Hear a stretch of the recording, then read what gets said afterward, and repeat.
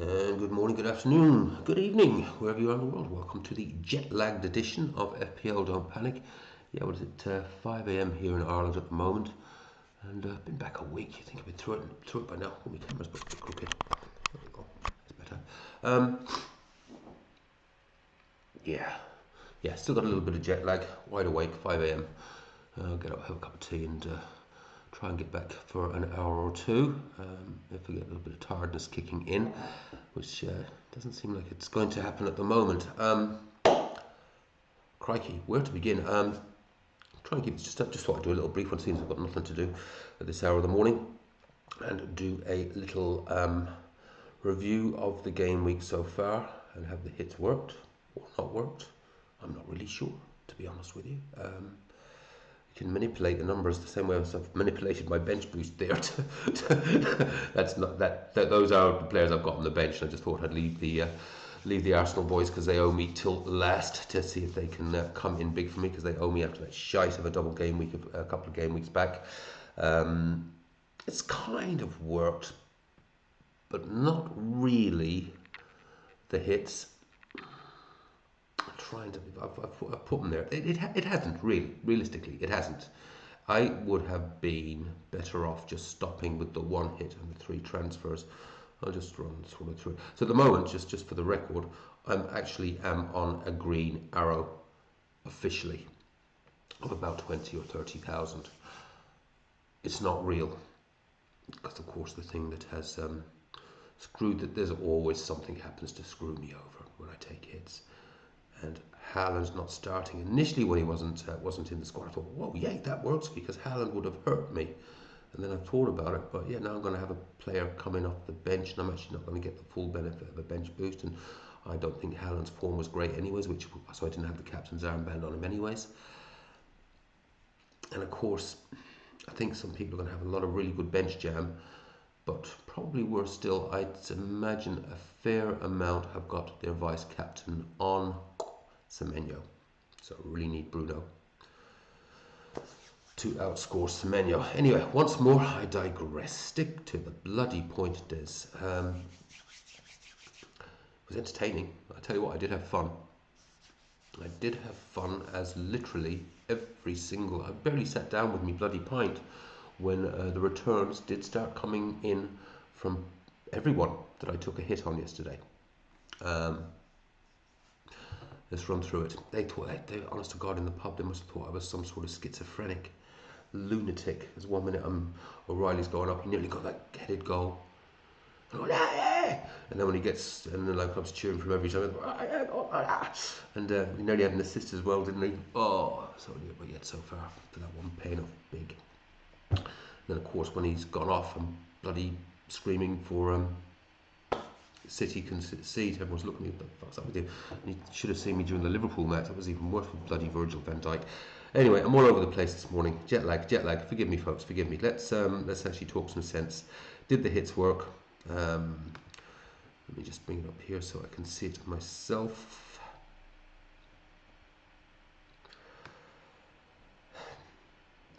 Where is it?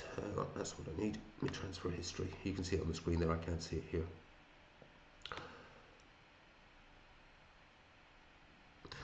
Transfer history. Right. So, initially, I did 3 transfers, and if I'd stopped there, depending on what happens obviously with Palmer, because Palmer hasn't played yet, but I took Tarkowski out for Virgil. Wanted to get rid of Tarkowski. Virgil obviously got the goal, so it didn't really pay off big time. I mean, you really need, I remember beginning of the season, before the season started, I did an analysis all around that hits don't really work. You really need a really good return for it to have paid off. So with Tarkowski, what did he get, 2 or 3? And what did Virgil get? About 7 points. So it just kind of really balanced out, really, didn't it? But at least I have a player in that I wanted. Don't know how the Palmer-Anderson saga is going to play out. Anderson is probably going to be good for 4 or 5 points, although it has to be noted he, under the new manager, is playing a slightly more attacking role. He came off early in his last game. Is he going to get his DEFCON? Is he going to be the DEFCON king still? We'll find out. Obviously, the one that paid off hugely was the Barnes to Ekitike move. I needed to build the depth on the, and as it's proven very, very correct, have more depth in my bench and actually have a playing third sub. I knew I wanted Ekitike. I've been talking a lot about how much I like Ekitike. He actually did quite well for me at the beginning of the season. And then he had his injury, so I moved him out. And even though I know he's been drawing blanks for the last, what, 5 or 6 last month or two, just like the way the guy plays, he always seems to be getting himself into good positions. And it just felt to me that hauls were imminent. And the reason behind doing the hit, the first hit, was I wanted Ekitike. And if I had stopped there, the world would be a bright place. Because of course, Virgil returned, kind of paid for himself. Don't know the Palmer Anderson situation yet, but Ekitike went big, and I was actually pretty close to putting the captain's armband on him. Ultimately, I went with Bruno, because the only worry I think I have with Ekitike is the potential minutes risk. Is what it is. Is what it is. I don't think I was that close. I think it was always going on Bruno. So that if I stopped there, that would be fine. Now, did the additional 3 hits work? Matheus Nunes outscored O'Reilly. O'Reilly was really, really close to that mega haul, wasn't he? He really, really was close. He had that header and nearly an assist as well. But of course, he got the clean sheet and got that locked in. And of course, once he'd gone off, I was screaming my lungs out for Leeds to score, because that would have Leeds to score, because that would have knocked out a bunch of clean sheets, including, of course, Matheus Nunes, who I think came in with an 8-pointer. So he did outscore O'Reilly. So clearly that one did not work. Particularly now, is O'Reilly injured? Wait for updates. This is a problem now. The O'Reilly injury. Enzo to Odango. He got his assist. But unless really, even if Enzo gets 1 or 2 points, that one he just sort of balances out really. But I do have a player that I have wanted going forward for the next 4 or 5, so I don't think it's going to play out well for me on the point side, the plus side of points. But yeah, it's okay. I've got a player that I want, and I've got Robbie, who is out injured now for a few game weeks, and I wanted Thiago for this fixture run. So yeah, clearly, this, it's a +5. I've got a point or two out of it. It's the plus side of it is it's not actually a major gain, because I've got the -4, but I've got the player in now that I want. Can't really say whether it's okay. It's okay. Yeah, it's okay. I'm on a green arrow. But it's really very, very hard to say whether it's a success or not, isn't it? We'll see how the rest of the game week plays out. Yeah, some points out of Anderson would be good to outscore Palmer, and then I would have been actually still happy, just based on the fact that I would have, sitting on the green, players that I want going forward. Obviously I haven't done the spreadsheet yet. We'll take a look at that in the final game week wash up. Of course, now what I have is the O'Reilly injury and the Haaland injury. And Haaland was one that I considered transferring out. Now, obviously I wish I'd done that now, because it doesn't sound, Pep's been a little bit coy, isn't he? He's been a little bit coy. It is what it is, guys. It is what it is. I think the main thing is that I had a lot of fucking fun yesterday. I got very, very drunk. Very, very drunk indeed. And all my players did get a return, because of course this could have been an utter disaster. I'm vaguely on track, I think, for, there's a decent shout to the 86, especially if Bruno does. 86 is what I felt was what I needed to get to make the transfers, the hits, worthwhile, because the hits were as much about the structure of my team going forward for the next 3, 4, 5 game weeks, and having the players in that I wanted. So if I achieve with them all returning, it's not been a disaster. Let's put it that way. But there was a point yesterday, as I say, when those goals were flying in early and the assists were flying in early. I thought, holy shit, this could really pay off big time. I think it's kind of neutral at the moment, and I think the success of it probably is that I do have some players going forward that I've really wanted. Unfortunately, we do have the O'Reilly and indeed the Haaland injury now, which has potentially destroyed my squad depth. This game. On the bench boost, who would I have really had on the bench? Because clearly I wouldn't have Raya, Rice, Mbumo and Gabriel. It would have, the bench boost realistically would be Verbruggen, Alderete,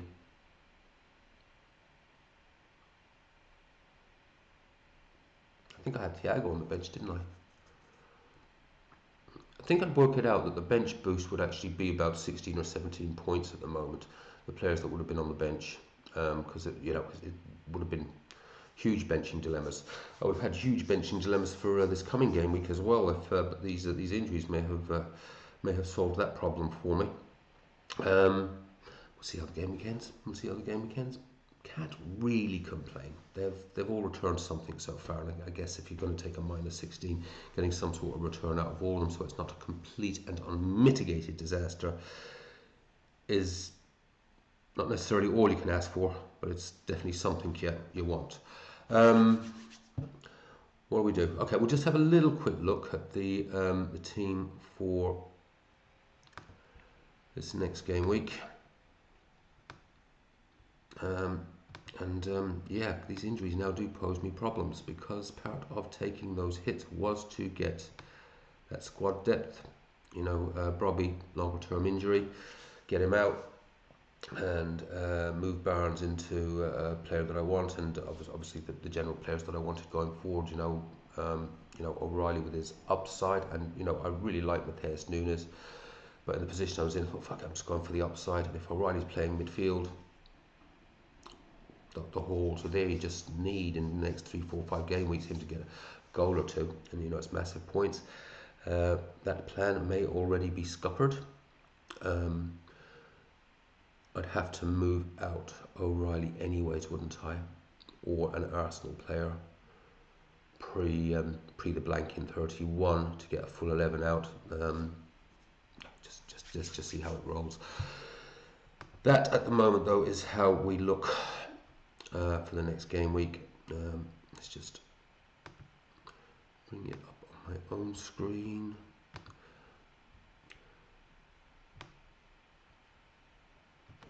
Yeah, I've still got O'Reilly and Haaland in there at the moment, in the hopes that they do play, because they would certainly have been starting. And I guess Raya, Brighton away. Yep, we'll see what Arsenal we sort of get. Hopefully the ones that are stopping giving away the stupid goals. And Gabriel, fine. Virgil, Wolves away, fine. I have to say, I see more goals in Virgil's future, to be honest with you. Not so sure about the clean sheets. That defence still looks ropey as hell, doesn't it? But Liverpool, are they turning into the set-piece kings? They've, there's a space of set-piece goals coming from them now, isn't there? Which weren't there earlier in the season. So see more big holes in Virgil's future if they can bloody keep a clean sheet, and obviously if you can get another attacking return or two in the next few game weeks. The fixtures are absolutely there. O'Reilly, I mean, it really is a pisser, yeah, what do you do? It's, fuck. Anyway, fingers crossed, he may be fine. We'll wait for an update on that. Mbumo and Bruno, both with Newcastle away. Newcastle look bad. They really do. Fortress St James, no more. Really. I think in a game like that, I could certainly see United getting a few goals. I'm not saying they're going to win the game. I still think United defensively are a bit ropey. At least we've got a keeper now that is at least doing the basics. Now, the captaincy armband would have absolutely been on Haaland for this next one, and I do find myself struggling on the captaincy decision. I've got it on Bruno at the moment. I don't think Haaland's going to be playing the next one. I mean, I could captain him, but then the risk is that he bloody starts and then comes off after 10-15 minutes. Don't think it's worth the risk. Bruno for now. I do think there'll be goals in that. And Bruno could be a good shout actually for captaincy as well. Newcastle just look like they're going to concede goals. They're tired, they're leggy, they've got injuries, they're making mistakes. Rice, Brighton away, hopefully get the 4 or 5 pointer. I do think Rice is going to somewhere in this fixture run get an attacking return or two, so hopefully he can consistently sort of get his DEFCON and hopefully a clean sheet point here and there. Dango just looks great down that right. I think Bournemouth are vulnerable down that left. I guess we had the choice, didn't we? There was a few Brentford assets to look at, and for me it was a choice between Dango and Sade, and I went with Dango, and that was because I prefer him marginally, and then because it was marginal, then there was the money side of things as well, because a wee bit cheaper, but Sade looks good as well, doesn't he? Yeah, he really does. But anyway, Dango, I see some holes in his future. Bournemouth away, Bournemouth concede. Hopefully he's going to hit a really nice hot streak and there's a big hole in there somewhere. We'll just have to wait and see. Thiago, lovely. So he's broken his duck, and hopefully now we can see. Hopefully we can see a little hot streak from Thiago after his little blank run. So at least I got him in at the right time to break that duck, get his goal. And Ekitike, I do have some concerns. I know I brought him in and I know I talk him up and I really like him as a player.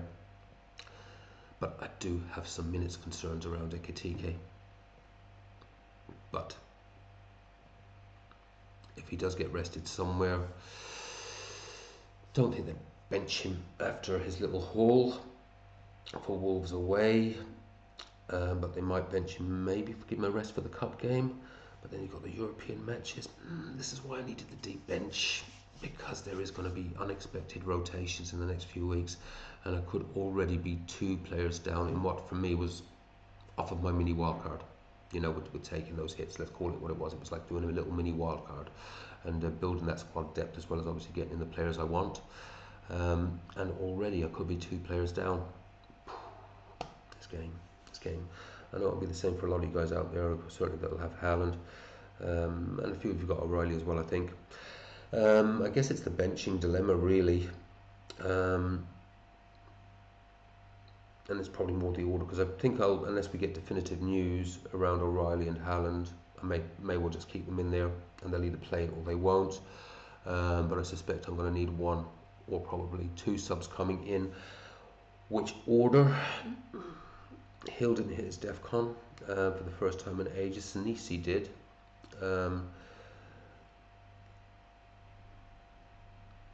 But yeah, I think Hill's got that little bit of attacking threat as well, hasn't he? Hopefully get his DEFCON. So probably Hill. Anderson, almost a guaranteed 4-pointer. Maybe a 5-pointer if they can keep the score down. No, that doesn't work. No, 4-pointer. Yeah, be a 4-pointer unless he does get a skanky attacking return. Anderson or Alderete leads away. I definitely think Leeds score.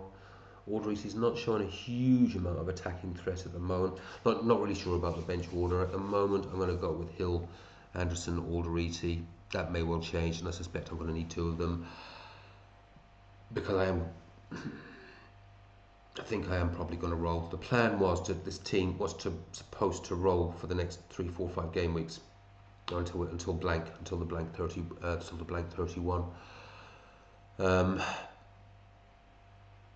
Such a fucking nuisance. What do you do? Anyway, that's where it sits for geez, I'm losing track of the game weeks. Where is it? I am losing track of this whole big team. Jesus Christ. 29. Of course it's 29. A game week 29. Yeah, we'll probably roll on that. Such a short turnaround time. I think we just let it roll and keep fingers and toes crossed. Hopefully Hopefully the rest of my players go large for me for this one. Yeah, 45 points, which is bloody good. That's obviously got the minus 16 off it. So I'm on a fake green at the moment because it's not a huge, about 20k green.